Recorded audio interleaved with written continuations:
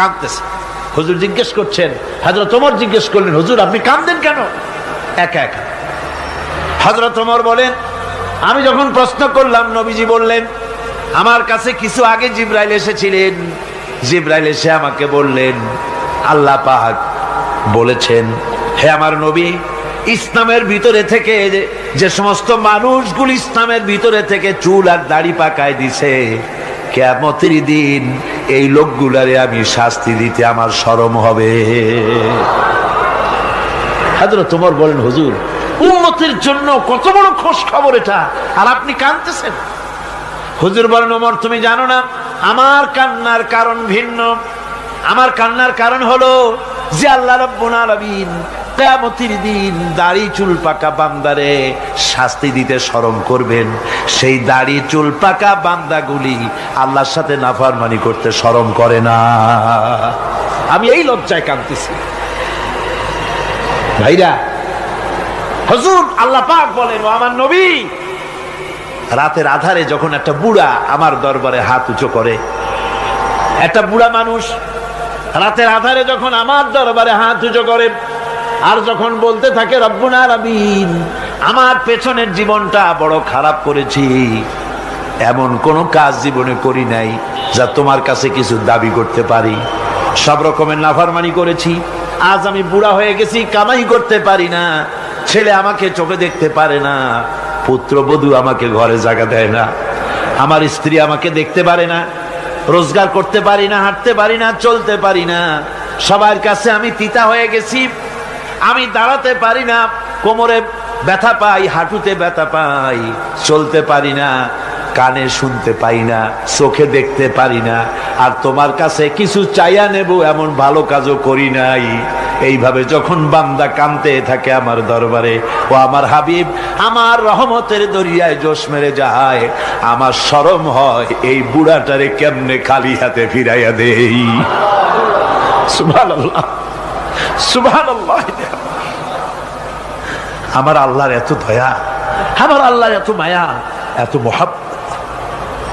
আমার আল্লাহ রাব্বুল আলামিন বলেন, وَإِذَا سَأَلَكَ عِبَادِي عَنِّي فَإِنِّي قَرِيبٌ।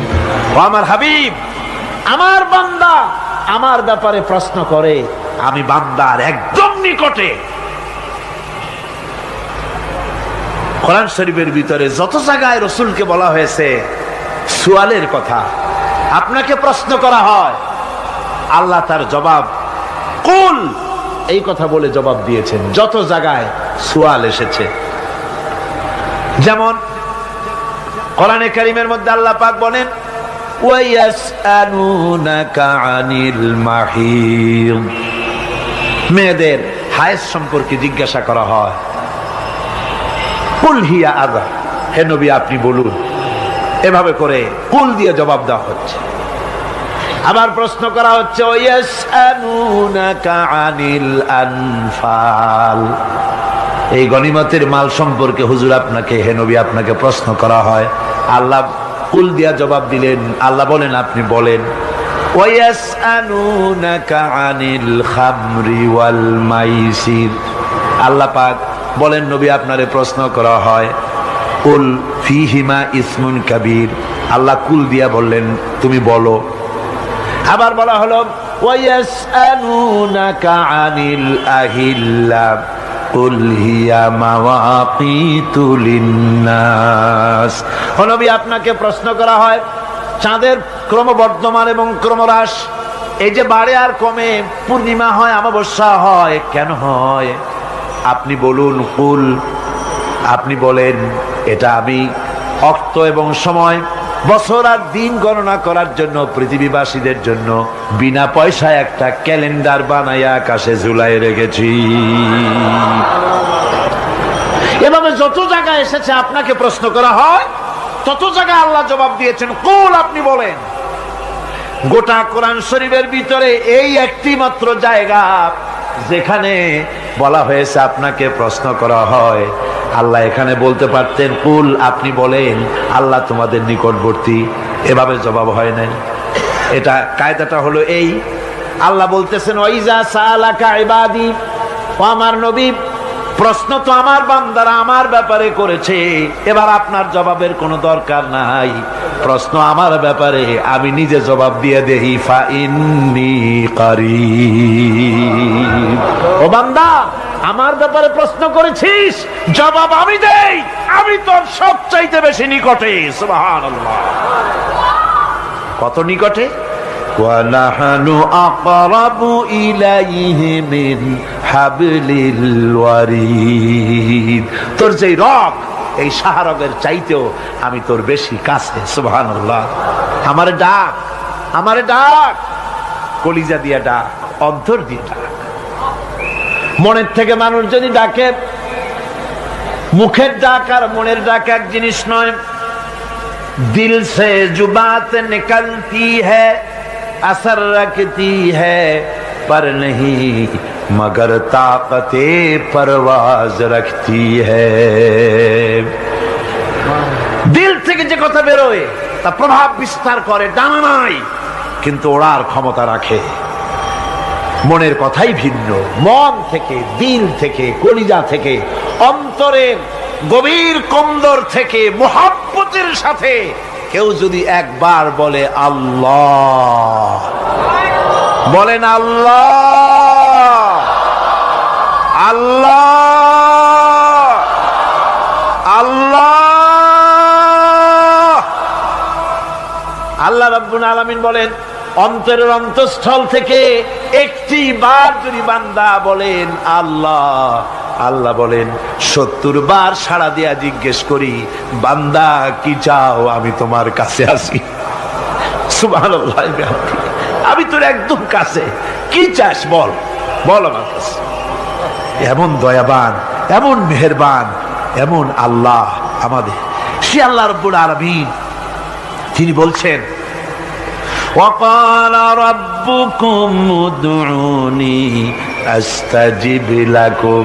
তোমাদের রব বলেছেন আমারে ডাকো, আমি আল্লাহ ডাকের সাড়া দিয়া দেব। সুবহানাল্লাহ। কারে ডাকতে হবে? কারে ডাকতে হবে? এই বিশাল জনসমুদ্র একযোগে চিল্লা এখন কারে ডাকতে হবে? কোন পীর সাহেবকে নয়, আল্লাহর কসম কোন খাজা বাবাকে নয়, ডাকতে হবে কারে? চিল্লা এখন কারে? ওয়াকালা রাব্বুকুম উদউনি। তোমার রব তোমাকে বলতেছে আমারে ডাকো, আস্তাজিব লাকুম, আমারে ডাকবে আমি সাড়া দিয়ে দেব। সুবহানাল্লাহ। আল্লাহকে ডাকেন। কি চাই আপনার বলেন, কি চাই? আল্লাহর কাছে চান, আল্লাহ দিয়ে দিবে। যাওয়ার জায়গা আল্লাহর কাছে চাইবেন, আল্লাহ দিবেন। দেওয়ার জায়গা, চাওয়ার জায়গা হলো সেজদায় পড়ে যাবেন। আমার ভাইয়েরা, জায়গাটা চিনায় দিলাম। মাজারে যাওয়া লাগবে না, কবরে যাওয়া লাগবে না। 2 রাকাত নামাজ পড়ে সেজদায় পড়ে গিয়া যত বিপদ আছে, মুসিবত আছে, সেজদার মধ্যে চোখের পানি ছেড়ে দেন আর কেন্দে কেন্দে জীবনের কথা বলেন। আল্লাহ রাব্বুল আলামিন আপনার আওয়াজ শুনবেন আর দোয়া কবুল করে নিবেন। কাঁদতে হবে আল্লাহর কাছে। কার কাছে? আল্লাহর কাছে। সুম্মা ইস্তাগফিরুল্লাহ। আর এরপরে সে যদি আমি আল্লাহর কাছে ক্ষমা চাই, ইয়াজিদিল্লাহ গফুরার রহিমা, সে আমি আল্লাহকে গফুর এবং রহিম হিসাবে পাবে। সুবহানাল্লাহ। আল্লাহকে গফুর এবং রহিম হিসাবে পাওয়া যাবে। সব আল্লাহকে বলতে হবে, গুনাহ মাফ চাইতে হবে। এই জন্য হুজুর সাল্লাল্লাহু আলাইহি ওয়াসাল্লাম দৈনিক 100 বার তওবা পড়তেন। কোন হাদিসে আছে 70 বার, কোন হাদিসে আছে 100 বার তওবা পড়তেন। নামাজের পরে তো প্রত্যেক নামাজই পড়তেন হুজুর, সালাম ফিরাতেন আর সাথে সাথে বলতেন আল্লাহু আকবার, আস্তাগফিরুল্লাহ, আস্তাগফিরুল্লাহ, আস্তাগফিরুল্লাহ। মনে থাকবে আপনাদের? মনে থাকবে? সালাম ফিরাইয়া কি বলবেন? না, সালাম ফিরাবার সাথে সাথে বলবেন আল্লাহু আকবার, তারপরে পড়বেন আস্তাগফিরুল্লাহ, আস্তাগফিরুল্লাহ, আস্তাগফিরুল্লাহ। তওবা পড়বেন, আল্লাহর কাছে সবসময় গুনাহ মাফ চাইতে থাকবেন, বিনীত থাকবেন। আল্লাহকে পাওয়া যাবে, তাকে রহিম হিসেবে পাওয়া যাবে। সুতরাং ঈমান বিল্লাহ, আল্লাহর প্রতি ঈমান আনলে পরে 4 নম্বরের যে উপকারটা হবে সেটা হলো হতাশায় ভুগবে না, নিরাশায় ভুগবে না, আশায় বুক বেঁধে উঠবে, ঈমান মজবুত হবে, আল্লাহর কাছে মানুষ বিনয়ী হয়ে যাবে। এবার পঞ্চম নম্বরের উপকার আমি বলছিলাম, ঈমান বিল্লাহ, আল্লাহর প্রতি ঈমান আনলে পরে অসংখ্য উপকার হয়, অসংখ্য বৈশিষ্ট্য আছে। এর 6টা উপকারের কথা আমি বলবো। কয়টা? অসংখ্য উপকারের ভিতরে প্রধান 6টি উপকারের কথা বলবো। এর বললাম কয়টা? 4টে বলছি। এবার বলো পঞ্চম উপকারের কথা। আল্লাহর প্রতি আপনি পূর্ব পশ্চিমে কতবার মুখ ঘোরালেন, এটাই কিন্তু আপনার আসল সৎ কাজ নয়। আসল সৎ কাজ হলো আল্লাহর প্রতি ঈমান আনা। এই ঈমানের ব্যাপারে 3টা দিন আমরা পার করে দিলাম, এখনো কথা শেষ হয় নাই। আল্লাহর প্রতি ঈমান আনলে পরে যে উপকারটা হবে পঞ্চম নম্বরে, সেটা হলো কঠোর এবং কঠিন বিপদের ভিতরে বান্দার ভিতরে অবিচলতা এবং ধৈর্যের সৃষ্টি হয়ে যাবে। আলহামদুলিল্লাহ। কঠিন বিপদ মুসিবত আসলে পরে সে অবিচল থাকবে। সারা দুনিয়ার বিপদ আপদ, শত্রুতা, দুঃখ, কষ্ট, মুসিবত, জুলুম, নির্যাতন সবকিছু পাহাড়ের মতো উঁচু হয়ে তাকে ঘিরে ফেলবে, কিন্তু তাকে এক চুলও নাড়াতে পারবে না। আলহামদুলিল্লাহ। সারা পৃথিবী